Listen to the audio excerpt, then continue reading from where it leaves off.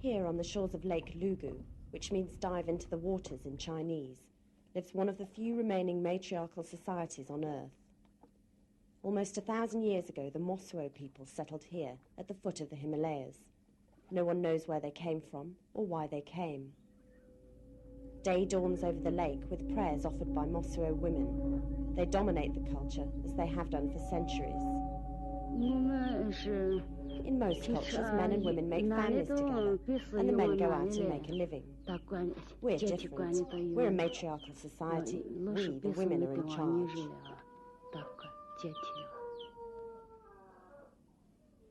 A matriarch lives in each Mosuo house. She's an elderly woman who decides the destiny of all the family members. Yashima is one such matriarch.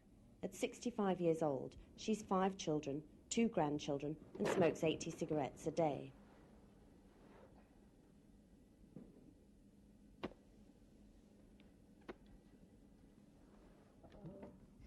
I think men are not as good at being in charge as women are. They can't do it. While women are in charge of everything, men only think about having fun. At home, Yashima has absolute power. She manages the money of every member of her family, even the adults. She manages what jobs each one of them does, even their love lives. Less than a year ago, the matriarch forbade one of the children to have a particular girlfriend. They need my permission. What they can do, Mama allows them to do. What they can't, Mama forbids. Yes, once I forbade my son to have a girlfriend. If there's something about the girls I don't like, I won't allow the boys to see them. The boy wasn't very happy about the decision, but he obeyed. The Mosuo marriage is a very special institution. It's not even called a marriage. It's more like courtship, because the couple never live under the same roof. The women stay at their mother's house, the men do the same. According to tradition, they only meet at her house at the end of the day.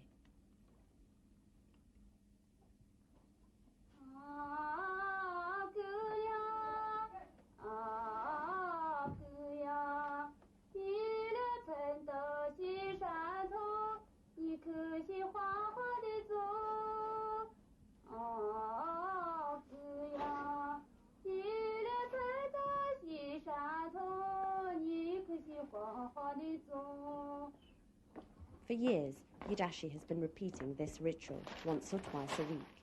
He puts on his best suit and crosses the lake to go to the nearest village where his wife lives. It's called a visiting marriage.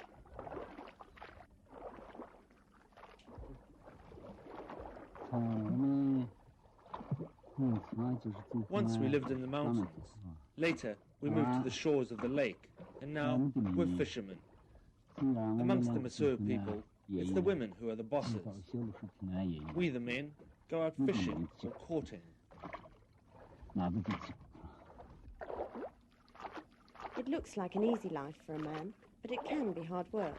To reach his wife's home, Yidashi has to row for over an hour. Steering the boats is up to the pilot, growing the plants is up to the sun, the rain's in good technique. But what guides us in revolution is thoughts of Mao. And it's with that thought that the lake crossing comes to an end. In a Mosuo home, the rules of etiquette are strict. First, Yidashi has to greet his mother-in-law, matriarch of the family. His gifts of tobacco, tea, and a bottle of spirits are well received. He's invited to sit in the guest's corner and to taste some hors d'oeuvre before dinner. Yidashi hardly looks at his wife. The Mosuo people, like most Chinese, are shy about showing their feelings.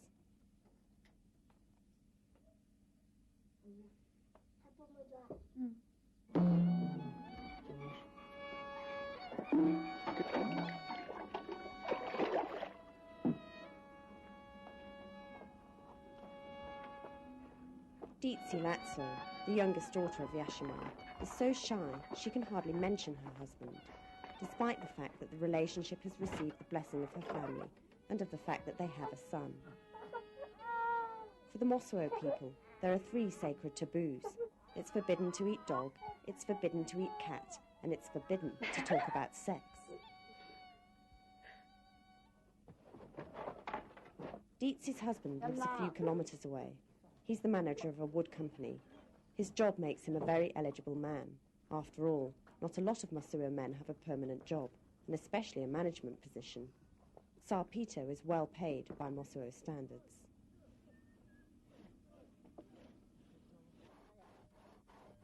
But like any good Mosuo man, he hands over all his earnings to his mother. Whenever possible, he goes to visit his wife, but it's not always easy to find the time. At this carpentry workshop, they work long and sometimes erratic hours. There are no days off. We start work at 8 in the morning, we have a break at 12, and start again at 2 o'clock. Sometimes, if the material doesn't arrive, we have to stay behind to wait for it. But sometimes, we don't have so much work to do.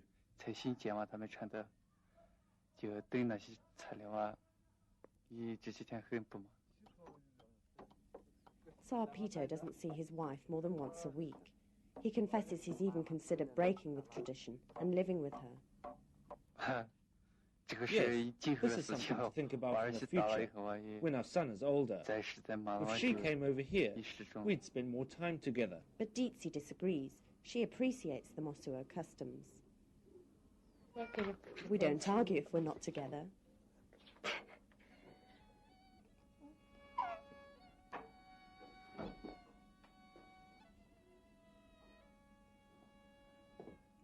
Tsar Pito hardly sees his baby son.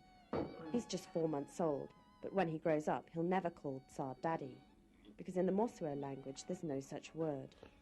Mothers make decisions about their children's future on their own. As far as education is concerned, they rely more on the support of their brothers than on their husbands. She only knows how to laugh. She's shy. She has never spoken to foreigners. But there are other reasons for all the shyness. Dietsi is not used to being in public with her husband. In 3 years of marriage, they haven't even been for a walk around the village. No, we rarely go out together in public. But it was in public that they met a few years ago. The Mosuo people like parties. Fire and dancing stir lonely hearts, and relationships blossom.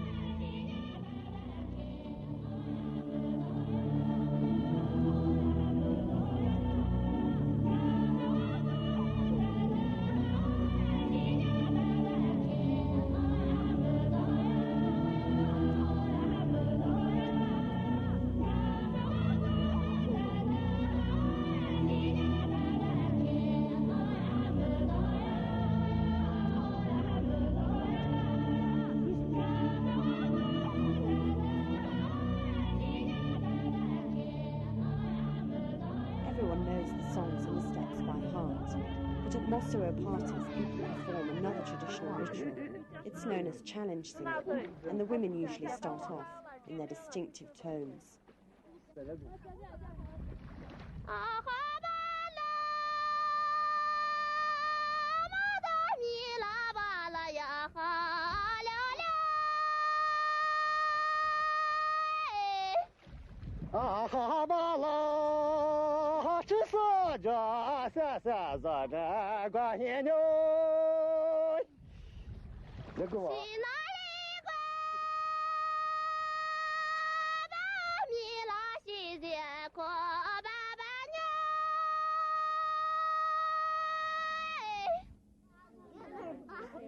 Mosuo tradition goes that when a young woman is interested in a young man, she gives him a sign, and then he must take the initiative.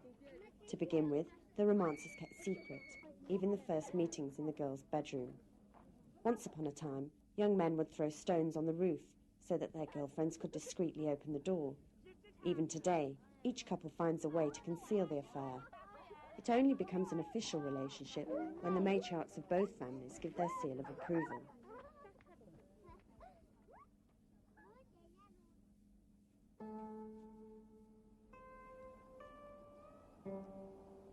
But even here, marriages don't last forever.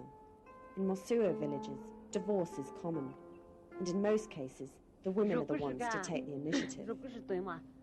Yes, it does happen, my friend. For example, if the man's going out with many women, the woman will throw him out and divorce him. When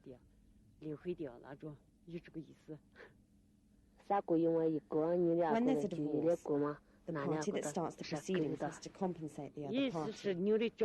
If they misbehave, we divorce them. Surprisingly, everyone here insists that there are hardly any arguments or lovers' tiffs.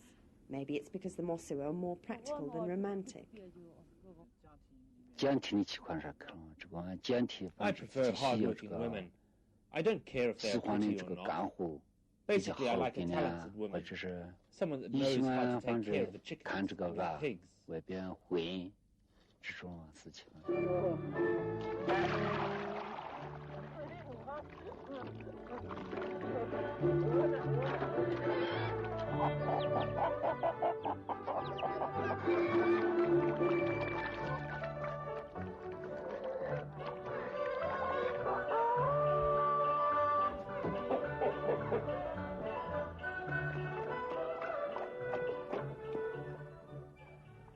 More than 8 out of 10 Mosuo still live under the matrilineal family structure, which dates back 2,000 years. Men are the staunchest defenders of Mosuo marriages, which do have certain advantages. Our visiting marriages give us a lot of freedom. A couple only stays together if both sides see eye to eye.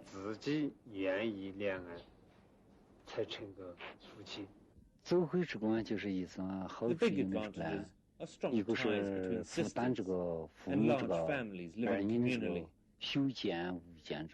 This way, families find life easier financially. The ladies of the lake take precedence over the men in many ways. Children inherit their mother's name and property. The family leadership is handed down from mother to daughter. But this supremacy comes at a price. Even in a society where women appear to get a fair deal, life isn't always as rosy as it seems. Women have to raise their children almost entirely on their own, and they're the ones who have to go out to work, at home or on a farm, never mind whether it's heavy work. When they have time, the men help us. But when they haven't, they don't. In visiting marriages, women suffer a lot. The women do all the work and we're exempt.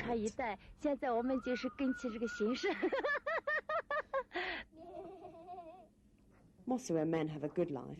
The majority spend most of the day resting. We do what we have to do. What women have to do, they do. This is our culture. Of course, women work harder than men. We have no worries, a lot more freedom, and we can go out and have fun. I don't work, I rest every day. I don't need to help. I have lots of sisters, I don't need to work.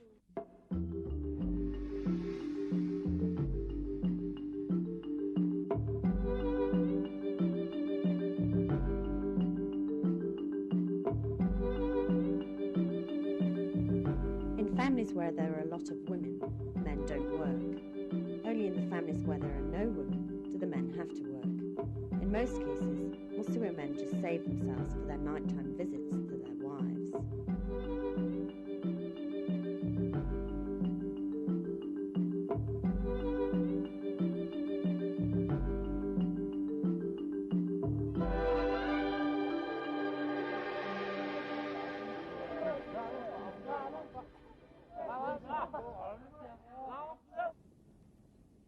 In Mosuo villages, only the older women get to put their feet up, but some are treated as real queens. Ajma, for example, has every reason to be happy. She's raised one of the closest families in the village, 9 children and as many grandchildren, which means there are many hands to make light work. Ajma doesn't even know how old she is because she's forgotten when she was born, but now she's enjoying a life of leisure. She spends her days by the fire in the sitting room. With just a nod from her, the whole family, men and women, will attend to her every whim. She's already passed down the burden of raising the family to one of her daughters. Not the eldest, but the one she thought most able. In a Mosuo household, the most intelligent is in charge. Mama doesn't choose the eldest, but the one who's got what it takes. It fell to the second daughter to take over as leader of the family. Luji is 32 and already carries out most of the duties reserved for the head of the family. Morning prayers are one such task.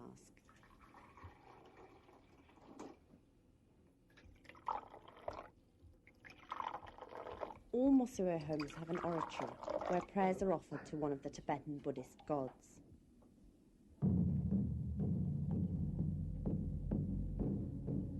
As each day dawns, the lake fills with the sound of drums and the scent of incense and pine trees.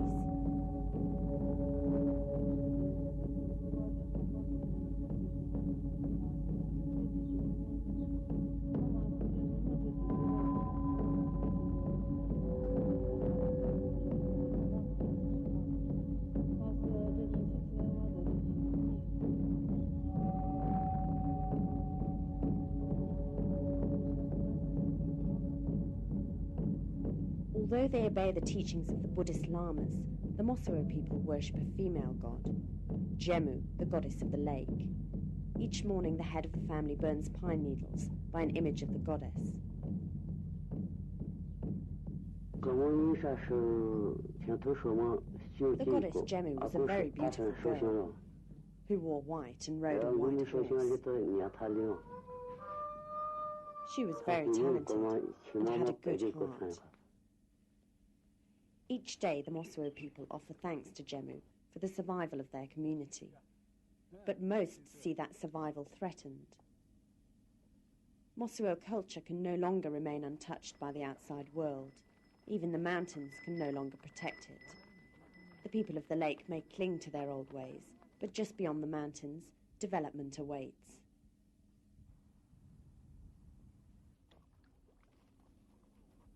It's been almost 1,000 years since the lake has awoken to the sound of Mosuo voices, the people that came from the other side of the mountains to create a kingdom of women in the country of the concubines. In the villages of the lake, the matriarchs preside over their people, but the future of the Mosuo hangs in the air, as uncertain as a trail of smoke.